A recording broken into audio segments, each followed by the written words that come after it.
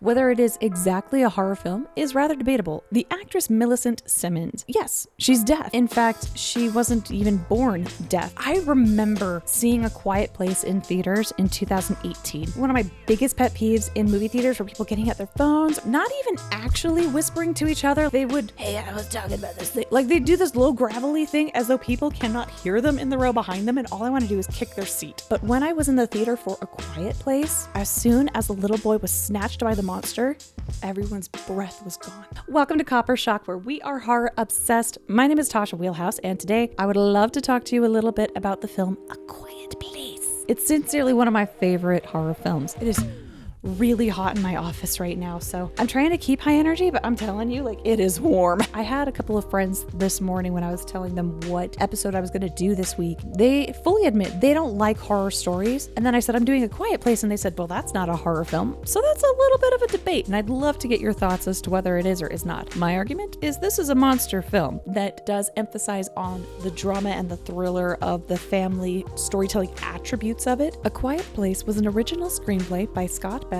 and Brian Woods, directed by John Krasinski. When he was handed the script, he had just had his second daughter, and because of that connection to family, that's what drew him into the script the most. I remember John Krasinski from The Office days. He is America's Jim. Now he's gone to do other more elevated action adventure stuff, all kinds of projects under his belt at this point. He just did the film If. If is one of his films as well as a director. Up through this point, he hadn't done any horror films. A Quiet Place was his first take on one. The premise of A Quiet Place, not too distant future, where some sort of alien monster species has come to Earth, where they are hypersensitive to noise and sounds, but they're also extremely fast, big, and violent. So if you make noise, they immediately know where to sonically find you, and they just come for you. They're not sensitive to light, but they are sensitive to sound. The story takes place about 470-ish days after day one. This family that lives on a farm, who knows how to sign language to each other because one of their children was born deaf, survives a lot easier than the rest of the human population. And the dynamics of getting to know this family, you fall in love with every single one of them. Your heart breaks for each one of them in a different way for the different struggles that they are trying to manage in this new world that they live in.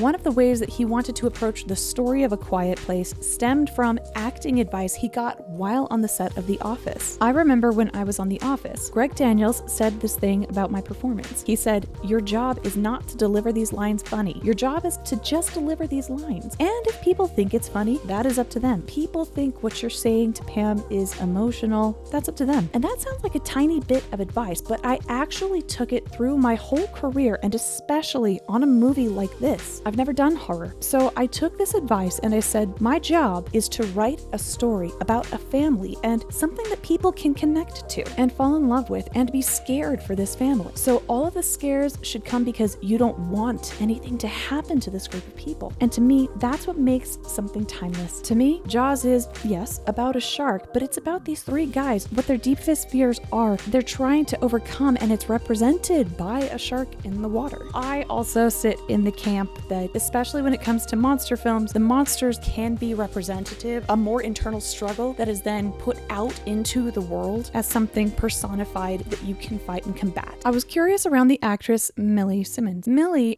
I knew she was deaf, and I knew that she was fully participant in this film, but I didn't know how she was found to be cast. There was an accident when she was a toddler that had something to do with medications that caused permanent deafness for her when she was a child. During that time, her mother took up ASL and taught herself how to do it to communicate with Millicent. Millie talks about ASL in a way that really garners a lot of love around the art of it, that helps her bond to her family. And that's a lovely way of looking at it. Millie was a massive teacher for those on set on how to communicate with sign as this family is dealing with these emotional dynamics between each other. Using sign as a way to say the things that you want to say and bond with each other is all that much more powerful by the end of the film. The way that she described her casting process evidently was pretty low low key. During, I'm guessing, the latter portions of the audition process, John Krasinski normally has people in the room with him to do the audition process, but Millie's was a little bit different. Her audition was through videotape only. So they gave her a list of emotions and scenarios in which they wanted her to reenact and do in the way that felt most natural to her. It was things like sitting in a chair and crying.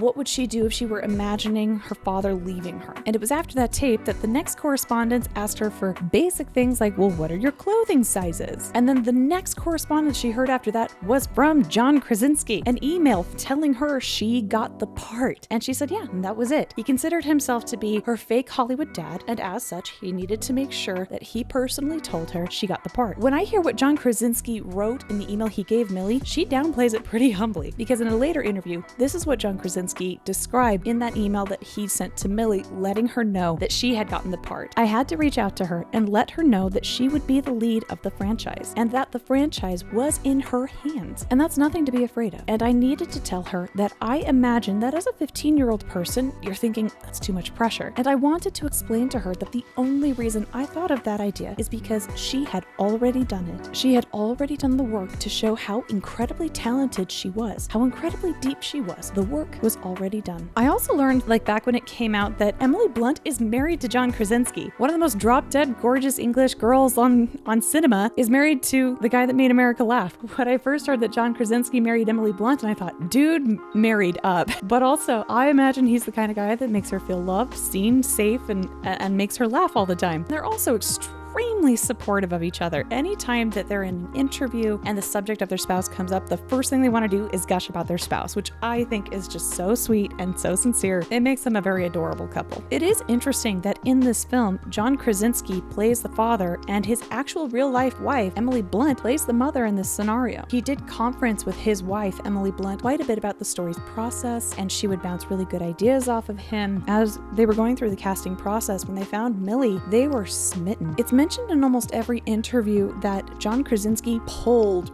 really hard to cast Millicent Simmonds. Let me read this quote about Emily's perception of Millie's part. It was always supposed to be Millie's film, this one, and it should be, because not only is she just so powerful and arresting as an actress, but it's so poignant, actually, that his firstborn, his dear child, and this deafness that she has secondary to her courage and her power, and how her, quote, disability, unquote, becomes this weapon in the future as the answer. Millie showed all kinds of gratitude to be on set as well. They made sure to have a translator on staff on set all the time, so she said communication was super easy, that she was thrilled to work with Emily Blunt because Emily took a lot of mentorship to Millie to say, this is how you garner reactions. If you got like an acting crash course from an A-list like Emily Blunt, take it. That would be an amazing opportunity, and I'm so happy that Millie got to have that experience. Millie even mentioned she does love horror films, although I couldn't find which ones are her favorite. It was just mentioned in passing that she does like scary movies, which is interesting because so much of scary movies today are so reliant on sounds to make you jump. So when you're deaf and you've only got visuals, she mentioned that while she was watching the cohesive vision of A Quiet Place in the theater for the first time, seeing everything put together, that she then finally understood the vision that John was going for. And that was a really cool experience for her. The thing about Millie's career is that she is a major advocate for the deaf community to represent them in Hollywood cinema. She tours, she does all kinds of interviews that talks about her experiences of working with John Krasinski and Emily Blunt. The way that John Krasinski, the director of this film, drew everyone in with that shocking moment, then set the tone of